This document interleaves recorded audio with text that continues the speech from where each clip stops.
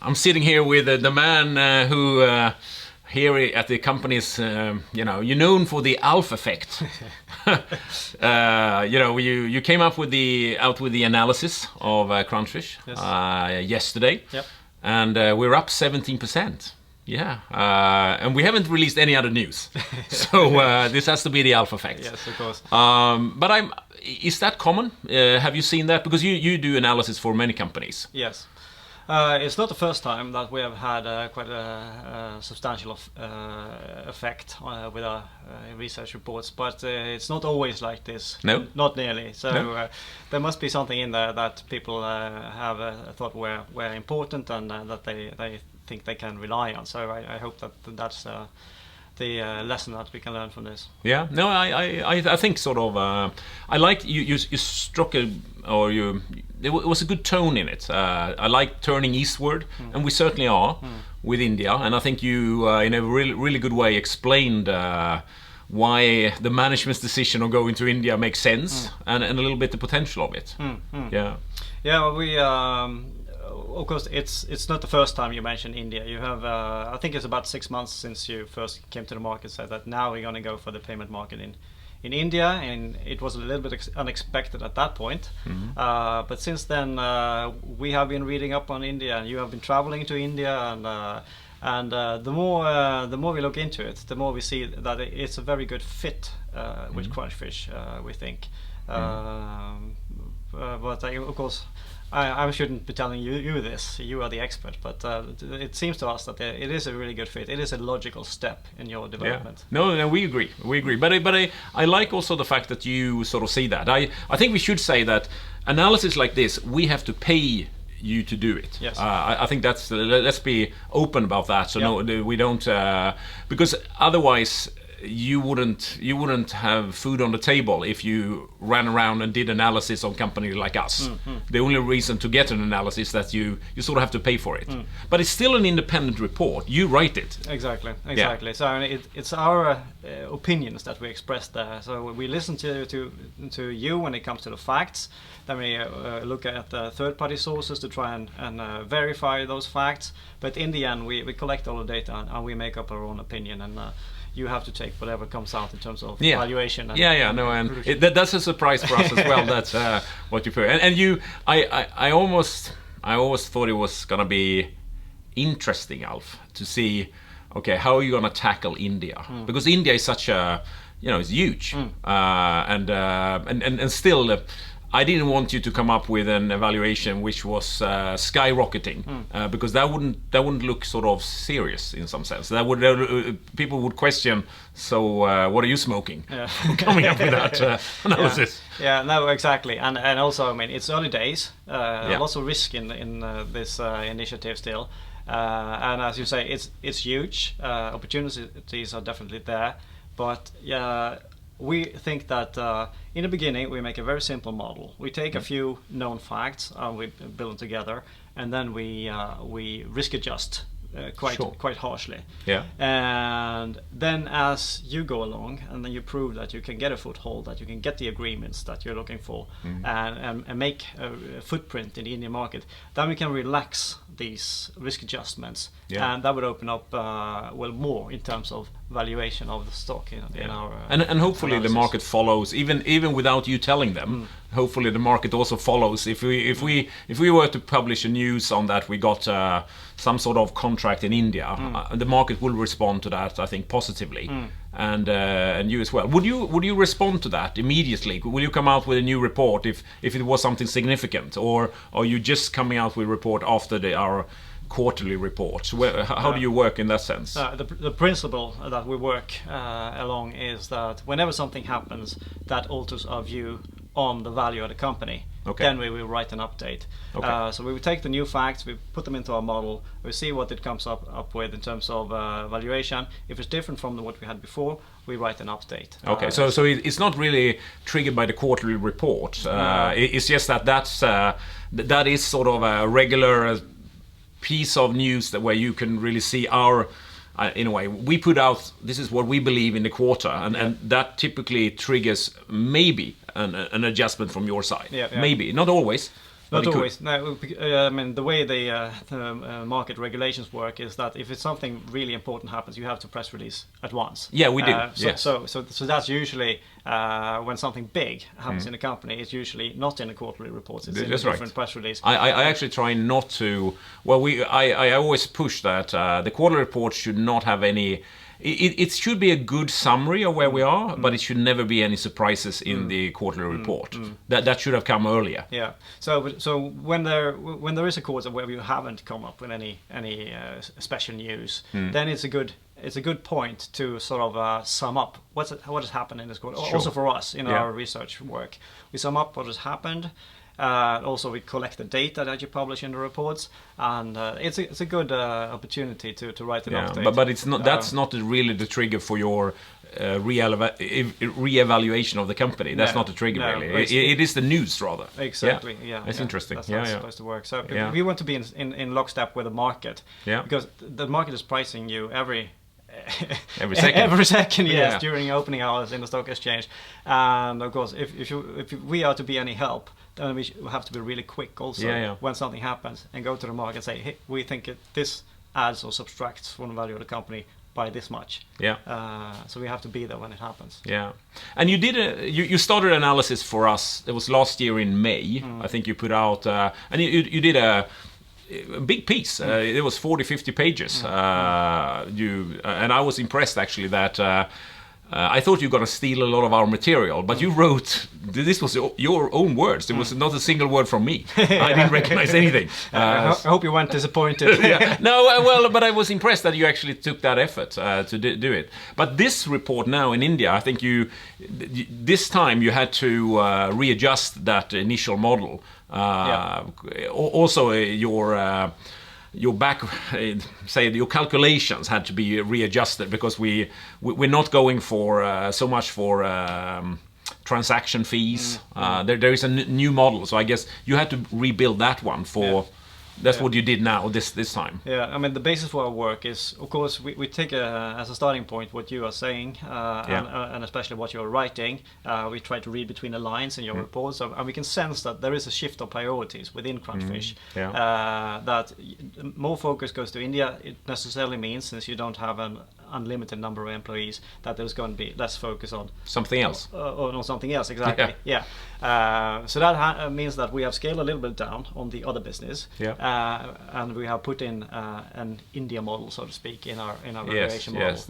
Because I remember last year in May, what you had was a Swedish model, a pretty aggressive Swedish model, and then you said, and you get you get another Sweden in 3 years. Yes. But that's gone now. Now you have done Sweden and India in parallel. Exactly. And no other countries, I think you've said, because let's wait. Let's not spice up the model with any other country, but just do Sweden and India. Exactly. That's what. That's what we do, and I guess that's where we have hard facts. Sure. Up until now. And of course, it's no cash flows as of yet in any of those markets. No. But still, we think that the number of hours and the number of people that you put to the task, it shows that this is really moving forward. So. And as soon as we see that you're moving forward in the same sense in different markets, we can add that to the model. But we're waiting a little bit for that. Yeah, but let's dive in a little bit too, because I think it is of interest. A lot of people, I think they read. They definitely look at what is your recommendation. That's sort of the hot number, really. But that's just one number, and it is still interesting to understand a little bit from. So how do you derive that? I've learned a little bit from the whole experience last year, and I understood that it's sort of based on a discounted cash flow model. Exactly. Yeah. So you look at free cash flow for every year, sort of how much free cash flow are we generating? Exactly. And then you discount that back to today. Yes, exactly. And if we start with this hot number there that you said the stock price was between 25.30 and 40.10, so between 25 and 40, say. So why is there an interval there? Why not just one number? Okay, our model is based on two stages, really, or it's a two-step model. First is we start by assuming that you are going to survive until you are in a stage of sustainable and continuous profitability. Some sort of steady state level, or you can just call it survival. Yeah. Survival until profitability. Yeah. So if we first assume that that's going to happen. Yeah. And then we think, okay, if that happens, what's the payment profile or the cash flow profile going to look like from there? So in the second phase, so there's a ramp up. This is the whole. Yeah. From now on until forever, we assume that you will succeed. So Sure. Yeah. And what will the cash flow profile look like in case you succeed? Okay. Then we calculate a value of the company. In the second step, we think about what is your chances of survival. Okay. And since or getting to that sustainable rate, sort of. Exactly. Yeah. And since you're a young company, yet to make a profit, it's not 100%. No. So and we have this is very difficult, but we have said that you have between 50 and 80% probability of you reaching that stage. So we take the first number and multiply it by 80. That's how we get to the 40. 80%, yeah. Krona per share, and we multiply it by the 50. So you take it in half, and then you're getting to 25. Exactly. So. All right. That's it. So that's why we have the 25 to 40. Okay. Yeah. And your model, I thought when you said 2 stages, because there is in your model a bit of a, because you talk in India that you're modeling that in 2028 we have taken 5% of the Indian market. And that's the ramp up. Yep. And then from there, it's sort of it doesn't grow too much from there. No. It's sort of that's how you build. So you build up to 5% market share of the merchants, and then sort of steady state from there. Yeah. Exactly. So there's also 2. That's what I thought you meant, but I understand now what you meant with your 2 steps. That exactly. One is to calculate the discounted cash flow, and then you put in some risk factors, exactly. 50 or 80%. Exactly. But there is also 2 stage here of a ramp up, and then a steady state as well. Exactly. Yeah. And then I have to say that the gradual and very linear growth that we have to begin with, that reaches a stage of 5%. We don't believe that that's actually going to happen exactly like that. No. It is I think we can agree on that. It's not going to be like that. It's not going to be like that. So but it could be better, it could be worse, it could be faster, it could be slower. We don't know. But that's a kind of mental model. This is kind of a probability weighted path that you could follow. And something that we don't talk about our projections as being forecasts. No. It's kind of a collection of assumptions. We think that this is a reasonable assumption for calculation of the value at this point. But we are very, very humble. We can't see the future. No. I think it is good to be humble. Otherwise, I think this. I don't know. You know the Swedish word killgissa. Exactly. Yes. That sort of I don't know, in English would be dude guessing.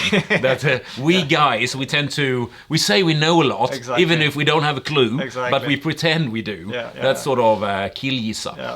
That's what we're trying to avoid. Exactly. So we're very open about that. We don't know what's going to happen in the future. But we make a reasonable set of assumptions, we think, and we calculate on that. And if something happens that suggests that we are in the wrong, then we will correct as best we can as we go along. But I think for me, looking at India, and I know I think you're talking about these 60 million merchants, and you are telling you're basing your model on that we will reach 5% of those, 5% of 60 million. That's sort of 3 million merchants in 8 years. So for me, that is probably. That's not my plan. I have hopes for a much faster rollout in India than that, and I guess these are the things that could happen if we sort of exceed that goal. Then your numbers needs to be adjusted in a serious way. But one of the things that I find most exciting now is to see how will you go about reaching those 3 million or even more? Are you going to go with one software partner, or are you going to go with them all? And how is that going to play out? I don't think you have the answer to it, and I surely don't. Well, the plan is to definitely not go with one. The plan is certainly to go with multiple. We are talking to 4 in India. Paytm, which is the the biggest one. Yeah. They're claiming they have 15 million merchants themselves. We think that's a bit of a. We don't think they have that. I think that's not active ones at least. Say they have 10 million. Yeah. Then there is PhonePe. They say they have 6 to 7 active ones. Okay. Then there is Google Pay. They have we think sort of around 3 to 4 million. Okay. And then there is Amazon Pay as well. They are smaller, but we know in terms of the statistics on these real-time payments that these three, Paytm, PhonePe and Google, they have 90% of all the transactions. So they are huge. There are, as you wrote in your report, there are 120 apps that can do these UPI transactions, but these three completely dominate. They have 90%. And as you know, we also concluded in our report that the level of rivalry between these is actually a good thing for you. Yes. Because as soon as one is partnering up with you, they have a unique selling point for their software solution when they are going out and fight. We think so too. Yeah, we think they will do better onboarding with clients and also better onboarding with merchants as well. We do think so, and we are in dialogue with them. So that's why I think that your hope that we will get to 3 million in 8 years. I hope to prove you mostly wrong on that one, that will go quicker. But again, I absolutely agree with you, and I sympathize with that. We have to be modest right now, because we are at zero. It's a new country, there are new products, sort of, and new markets and everything. So how can you be, you have to be humble where we are. But hopefully this will sort of turn out sort of for the better, I think, sort of. Yeah. You decided also to exclude Blipit. Because we started in India only talking about Blipit. That was 2019 when we started. We didn't have a bubble solution. Yeah. We didn't have the offline solution. So Blipit was the only thing we talked about. Because that was the only thing we had. And the reason why these two products came up is that we realized that there are only, of the 60 million merchants in India, there are only 2 million of them who have cash registers that are talking to the cloud. Okay. So there was only 2 million where you can plug in an app terminal and have any use for it. For the 58 million then, the rest, they couldn't take that solution. So that's sort of what prompted us that, okay, if we want to go for India, we have to think of something else. And then in January this year, we came with a bubble. And then we also understood a little bit from being in India and also talking to our representative there that one of the biggest problems they have is the connectivity. Very often it sort of fails, and that's where the offline solution comes. So both the offline and the bubble is sort of our response to what we have seen as sort of needs in the Indian market. But Blipit was the only one. But you decided still not to keep it out, that no Blipit sales, because that gives us more per month or per quarter than just the software solution. Exactly. We are of course more than happy to add Blipit later on if you prove that you can sell that in India. Yeah. So I have to say we have included Blipit of course in Sweden, but we haven't included in the Indian model. No. That it's not that we don't think that you can push Blipit as a solution in India. It's more that it's such an obvious case that you have with a bubble, and especially the opportunity to settle real-time payments offline. That is such an obvious case, and we can see that there are partners there who would be interested in onboarding this, taking it to their clients. So we think that this is the most of all of the opportunities you have in front of you. This is the most obvious. So that's why we included that first, and we wait a little bit. And in some sense, you could look at it that.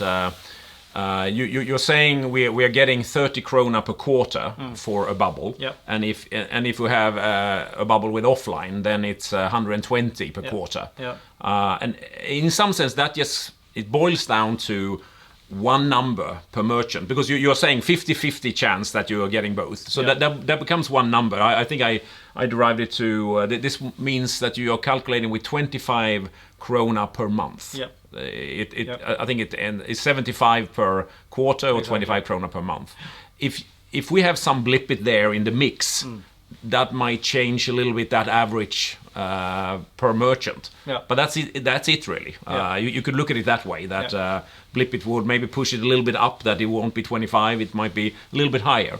But in some sense I think I like your effort to try to keep the model simple and just have one number, as you say, sort of. You have two numbers, but they boil down to one in a way. How much are we making per merchant? No, it's a philosophy that we have, that the more complex the problem you have ahead of you, the more simple your model needs to be. Because if you have a model that's trying to emulate the complexity of the world around you, it won't work. It won't work. No, because you can have 200 variables and all of them are bad, then of course the outcome is going to be bad. So we try to keep it simple so that we also can have a sort of an intuition.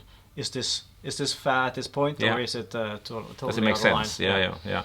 Has Crunchfish been difficult for you to model, or are we a straightforward case, or how is it working with Crunchfish for you? Yeah, it's relatively. It is a challenge, I'll say. It is a challenge, yes, Yeah. because you have. Now I think it's fair to call it 3 different business areas. You have gesture, you have a blip in Sweden, and you have a bubble in India. So that's 3 different. That's the starters. I mean, we have some other companies that we cover that have only one product and a few markets, and then also that most of your revenues are in the future. That also makes it.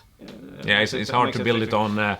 This is what they have, and they add a little bit, and it's easier, I guess, that way. Exactly. Because we start from zero. Yeah, exactly. And of course, your business model is probably going to be tweaked a little bit also from now on until you are making lots of money. So there's going to be changes as we go. Also, so it is a challenge to try and understand what's going on. Is it fun? It is definitely fun. Yes. Yeah. And I think it's particularly exciting because you are involved in some areas that I am particularly interested in. In high tech and in the finance world and all nuts and bolts in the finance world. You're in all of those areas. So you're personally intrigued. So I guess that's why writing a lot that you did write, but that was a joy from your side to do all this research. Absolutely. Yeah. But tell me a little bit, Alf, because I know you were from Norwegian descent. Yep. But how did you end up in Malmö then? It's the love, of course. Swedish women. Yeah, of course. I met my wife in 2000. I was living in Copenhagen actually at the time. Okay. But then we moved to Stockholm for a while and then to Malmö in 2009. Yeah. Did you start at Västra Hamnen at that point, or was that a bit later? I was working at Nordea in Stockholm, and I made a move within Nordea from Stockholm to Malmö, and it was only in 2012 that I joined Västra Hamnen. Yeah. So before that, I had. That's the same time as I got to know Oscar, because they did a seed round in 2012 with Crunchfish. Yeah. Västra Hamnen was responded. Normally they didn't touch a tech company like Crunchfish at that early stage, but they did. And I had known Oscar in my previous venture, and Oscar he called me and said, now I have something which might be better suited for you than your dental business. I don't know how he pitched it to me. And that was in 2012 also, in September. So when did you come on board? It was kind of a gradual approach, because I wrote the book before that. So it was published. What was the book about? About behavioral finance. So the psychology of investing, you could say. Interesting. So I was just about to finish the manuscript when Västra Hamnen called me and asked me if I would be interested in working there. Are you using your behavioral finance theories in your work? I guess so, yeah. Because I guess one of the most important lessons from behavioral finance is that whatever you think you know, you can never be quite sure. So you have to be open that you could be totally wrong. And that's good. You're not kill-using. Exactly. No, I think that's kind of ingrained in me. I mean, I could always be wrong, But I try to be sort of calibrated. I don't take things I don't see things for a fact if I don't know for a fact that they are facts. Sure. So it's kind of it's your opinion that you're expressing. Exactly. Your best opinion at the moment, which could change over time. Yeah, and I think I take that to my work also. I mean, if you read what I write, I think you can see pretty clearly what in there is an opinion and what in there is a fact that you can attribute to some source. I try to separate very strongly between those, and I think that also is thanks to my years of studying the psychology of finance. Yeah, that's interesting. So if we look at in the crystal ball of Crunchfish, I know you're keen in this area, and we have big plans. We want to change the world. What's the probability of we changing the world?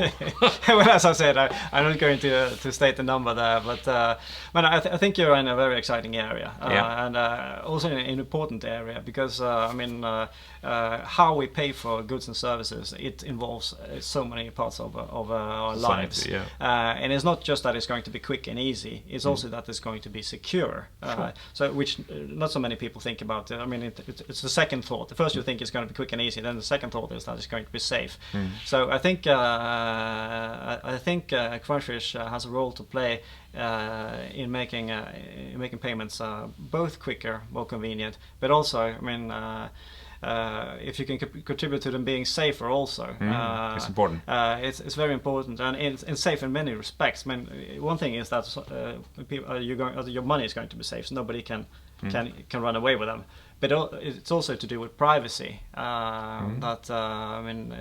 Just because I'm paying in a digital way doesn't mean that I would necessarily be comfortable with everybody who is involved in the transaction knowing what I'm spending money on. No. So there are many aspects there, and I think I actually think that our offline solution. I've been in contact with the Swedish Central Bank, and they're running their e-krona project. And one of the things that what physical cash has, it has two things. It has that it works offline. You don't have to have any connection, it still works. So that's how cash works. That's great. The other thing that cash has is that it's anonymous. No one can, there's no digital trail. And I believe that our offline solution, actually we call digital cash, cash that you have locally on your phone in some way, even if it's a credit line or if it is something you deposited money down to your phones. But I believe our solution, our technical solution for this, it actually will deliver both that you can be anonymous, because we can hide your digital trail in as much privacy as the government allows. And secondly, it is offline, so we don't need any connection. We can still make it work. So I do think that we have quite an interesting digital solution that deliver what cash is. I think that's going to be hugely important. And as I said, this is not the first thing people think about. But when you start to reflect about, we have seen, I'm not going to name names, but there are social networks that have been selling our data.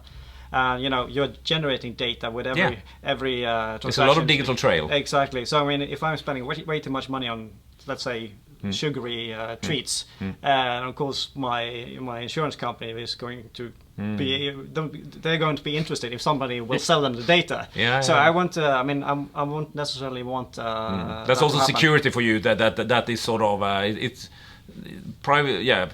Your personal integrity with that data is usually important. Exactly, it's my data, so I want to be in charge of it. I think this discussion has been really great, and I'm very happy and grateful that you volunteered to do this. And I must say, I think your analysis that you've done for the company is really, really high quality. I've seen, all the hard work you put into it, and I think there are analysis and there is analysis, and if I'm gonna pay for something, I'm very happy to pay for your analysis, because I think you have a lot of integrity, and it stands for itself of good quality, I think. Thanks very much. I very much appreciate the opportunity. Yeah, thanks so much. Thank you. Thanks.